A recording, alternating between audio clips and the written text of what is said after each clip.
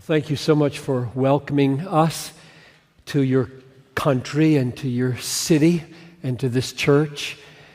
This is a remarkable room. My. What God has wrought here.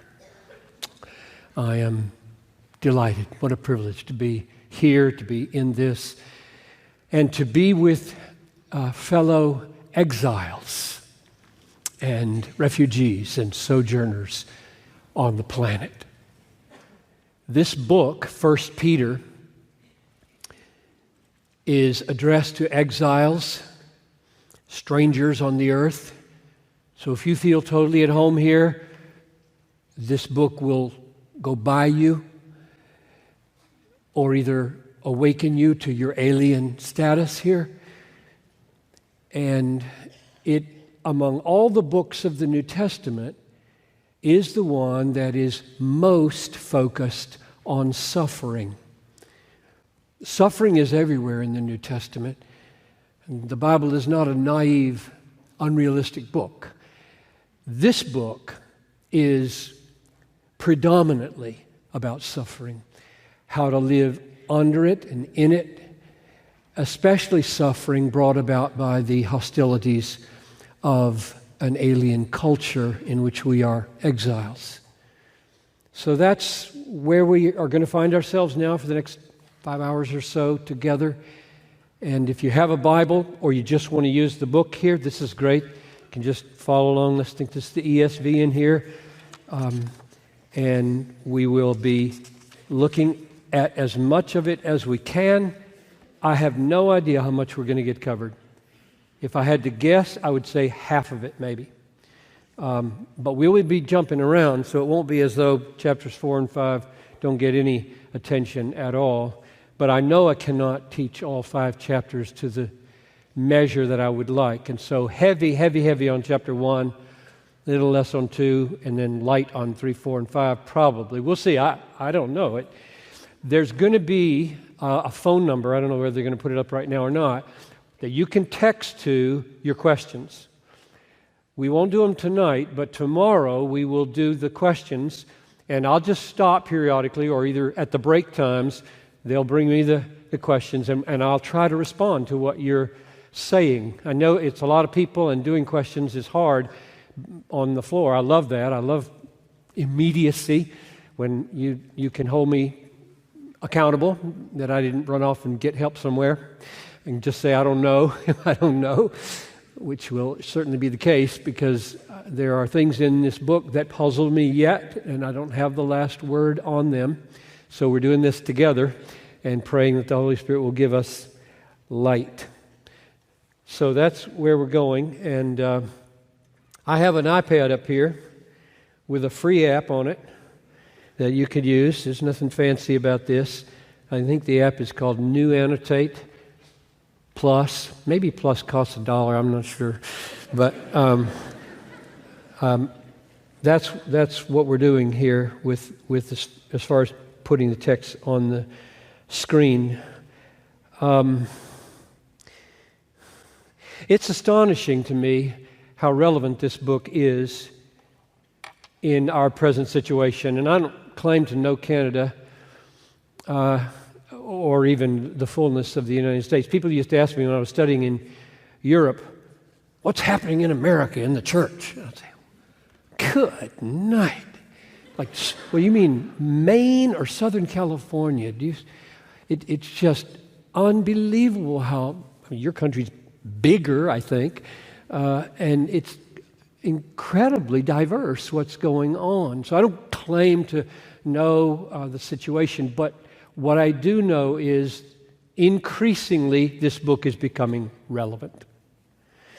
In America, in Syria, in Ethiopia, in Iraq, in London, this book is increasingly relevant because I'm just going to do a survey with the text in a minute to just show you the scope of the focus on suffering in 1 Peter.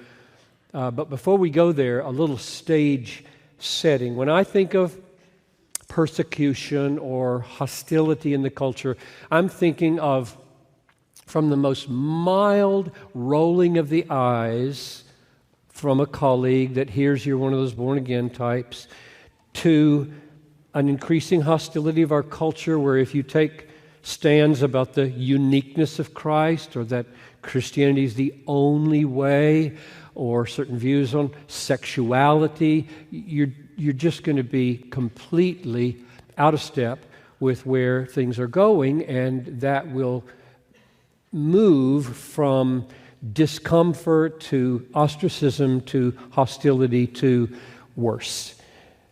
We'll see where it goes. But the book is relevant.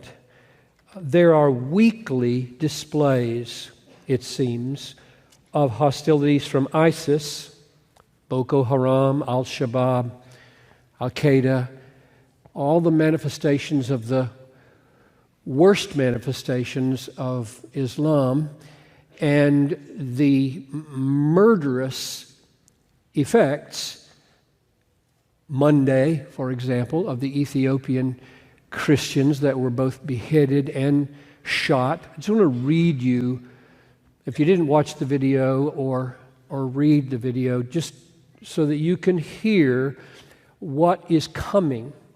And the reason I say what is coming is because I live in Minneapolis. Minneapolis has between 50 and 80,000 Somalis. On Monday, 6 men between 19 and 21 were arrested for trying to go to Syria to work for ISIS. Those guys probably live within walking distance of my house. They probably walk by my house. I know where this community is situated. I can walk there. I see Somalis on the street every day. Not all of them. I mean, the mom who's, of this one kid is in there and we didn't come here to have that happen. It's not like you can paint with a broad brush, so don't hear me saying that all Somali immigrants are potential ISIS members, but there is a vulnerability. And my point is, should I not expect that they're going to get an email from the leaders in Syria and in Iraq and saying, you don't need to come here to do the work. You live 50 yards from a house of the people of the cross. Take them out. Figure it out. That's going to come. I mean, why wouldn't that be happening now? I just think it's astonishing that since 9/11, nothing of a major sort like that has happened. Absolutely astonishing that it hasn't happened. Why hasn't it happened? So, it says in chapter 4, do not be surprised when the fiery ordeal comes upon you. If my house gets burned down, I will not be surprised. If I get shot crossing the bridge from 18th to 17th Avenue, I won't be surprised. So please, just know, I'm going to read this to you now. This comes from the tape that was put out on Monday. All praise be to Allah, the Lord and cherisher of the world, and may peace and blessing be upon the Prophet Muhammad. To the nation of the cross. I love that title. I love that title. The nation of the cross. Isn't that beautiful? That's what they call us. First they called us Christians in Antioch, and we've sort of adapted that and be okay with that. Now we're being called the nation of the cross. What a magnificent title. Happy to wear that one. To the nation of the cross, we are back again on the sands. Muslim blood is the purest blood because there is a nation behind them which inherits revenge. And we swear to Allah, the one who disgraced you by our hands, you will not have safety even in your dreams until you embrace Islam. Our battle is a battle between faith and blasphemy, between truth and falsehood, until there is no more polytheism. And pause. I think what they mean by that is Trinitarianism, which is sad, isn't it? We must work very hard. If you know Muslim people, if you have Muslim friends, work hard to help them understand you're not a polytheist. We are monotheists.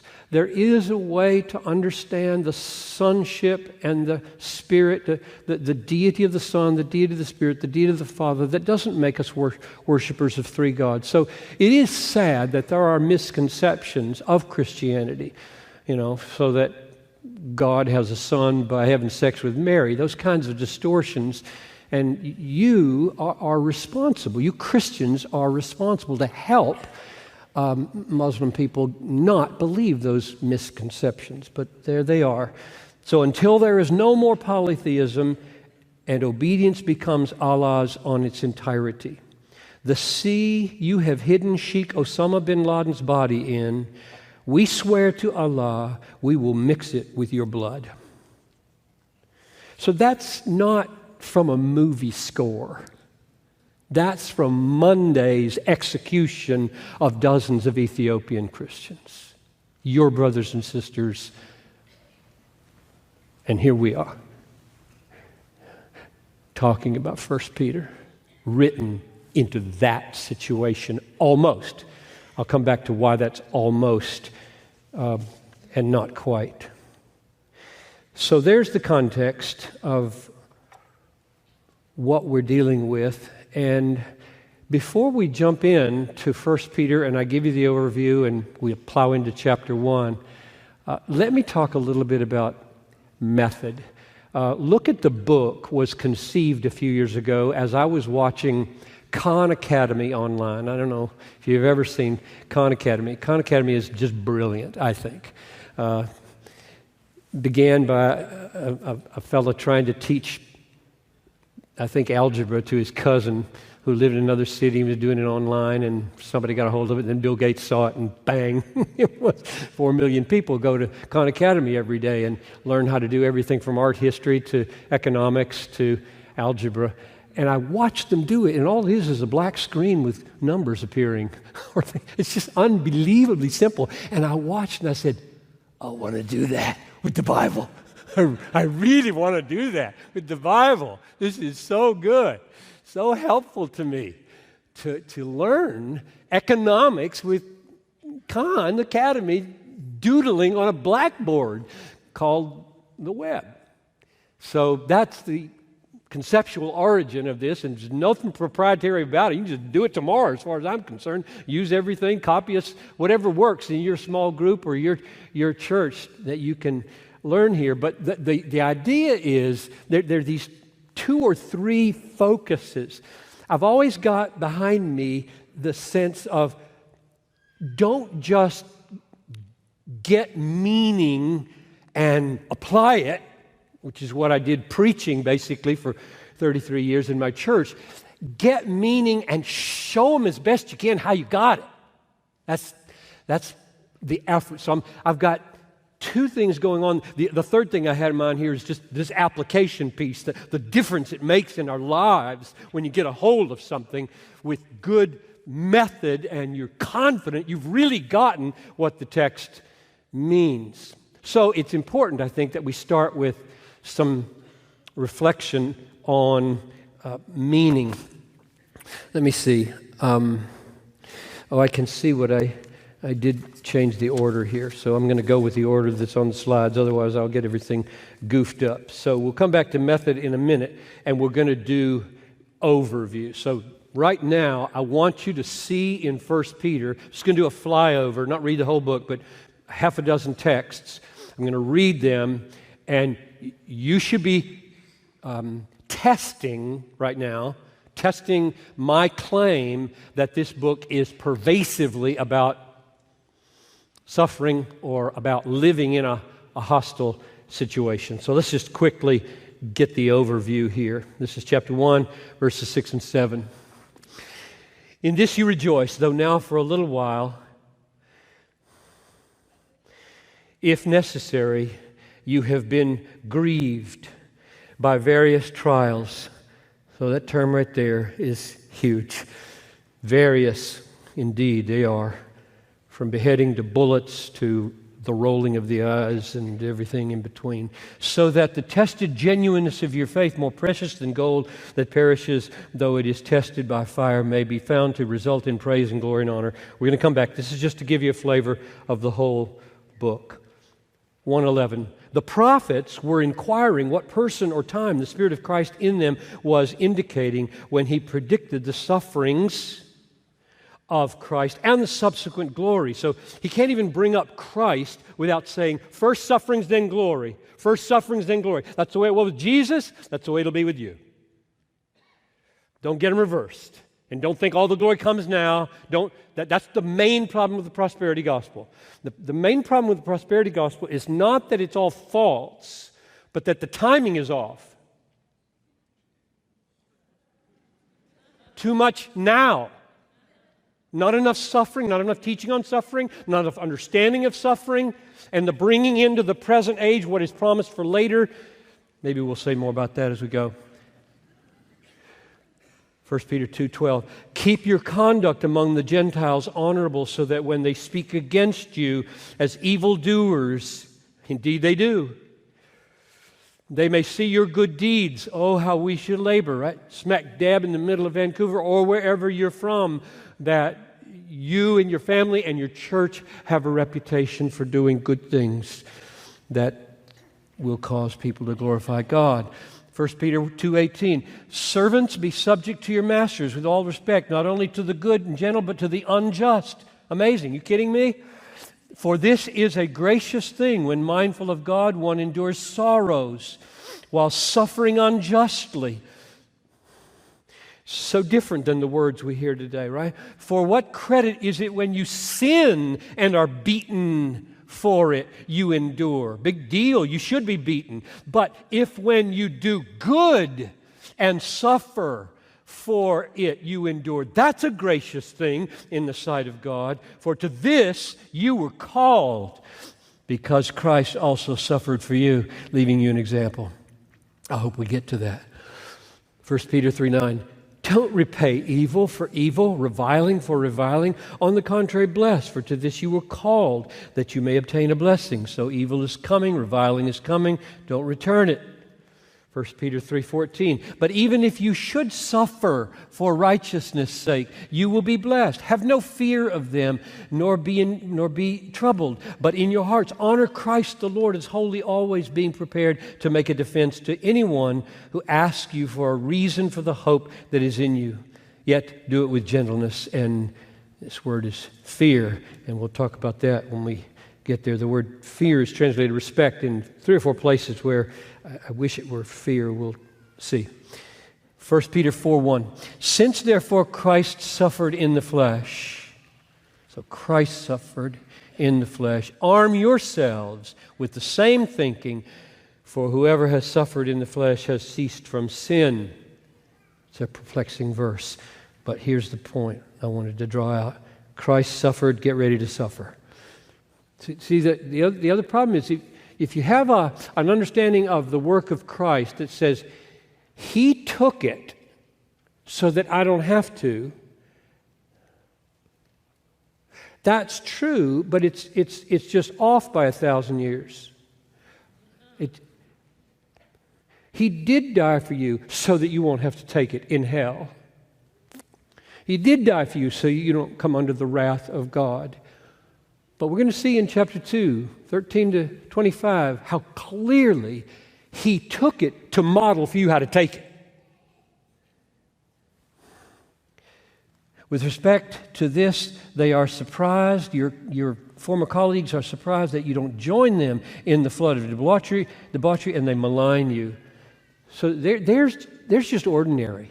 That's not getting shot in the head. That's just, you used to go to the party, that kind of party, where they were swapping out girlfriends and staying up all night and having sex and getting stoned like crazy. You don't do it anymore. And they think, wow, what's with you? What a killjoy. That's what they'll say, some of them. And so that's there in 1 Peter. 1 Peter 4:12. Beloved, do not be surprised when the fiery trial, when it comes upon you to test you as though something strange were happening to you. Oh, we, in America anyway, you're America too, aren't you? In the United States, anyway, we do think it's strange. That's not who we are. We don't get persecuted for being Christians in the United States of America, for goodness sakes.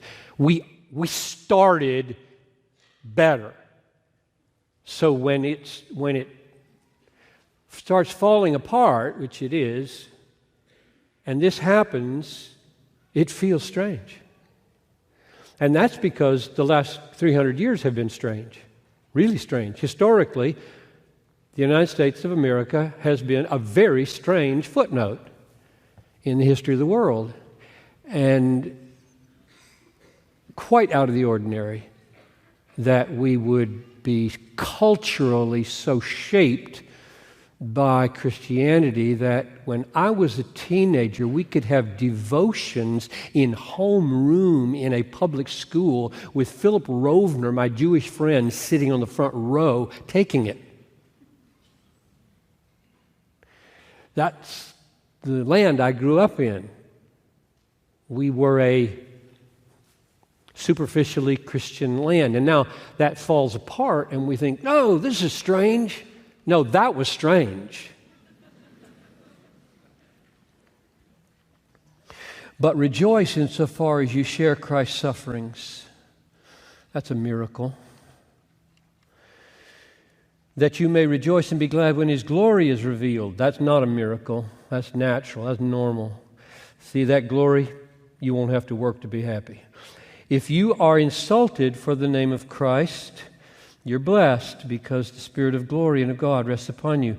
But let none of you suffer as a murderer or a thief or an evildoer or a meddler. Yet if anyone suffers as a Christian, let him not be ashamed, but let him glorify God in that name. A couple more, I think. For it is time for judgment to begin with the household of God. So judgment starts with us. And if it begins with us, what will be the outcome of those who do not obey the gospel of God? And if the righteous is scarcely saved, what will become of the ungodly and the sinner? Therefore, let those who suffer according to God's will. That's a huge question we'll be tackling. Really? So God, you're saying God wills it. Well, there it is. Therefore, whoever suffers according to God's will entrusts their souls to a faithful Creator. He looks like He's willing the suffering and He's faithful to you in it. 5:8. Be sober-minded, be watchful. Your adversary, the devil, prowls around like a roaring lion, seeking someone to devour. Resist him, firm in your faith, knowing that the same kinds of suffering.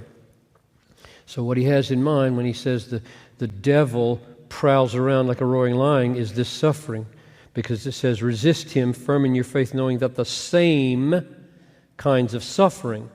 So this is what the way the devil eats Christians is by hurting them so that they get mad at God. The devil only has two weapons. I mean, deceit is his fundamental weapon, but he expresses it in two ways: pleasure and pain. Pain to make you mad at God, pleasure to say you don't need God. He'll do it either way. Mainly in Vancouver, it's the latter. Plenty of pain here, I'm sure. Plenty of pain. I was talking with one pastor earlier today about pockets of the population here where there's plenty of desperate pain. But goodness gracious, I was talking about the real estate, prices and all the stuff here. The devil's design here mainly is wealth and prosperity, so that you don't need God. And when pain comes, you get mad at God, and He wins both ways. And so suffering is mentioned here as the devil's strategy. Okay, that's the overview. Just to get the sense that in those, I didn't count them, 6 or 7 or 8 texts, the focus again and again was suffering.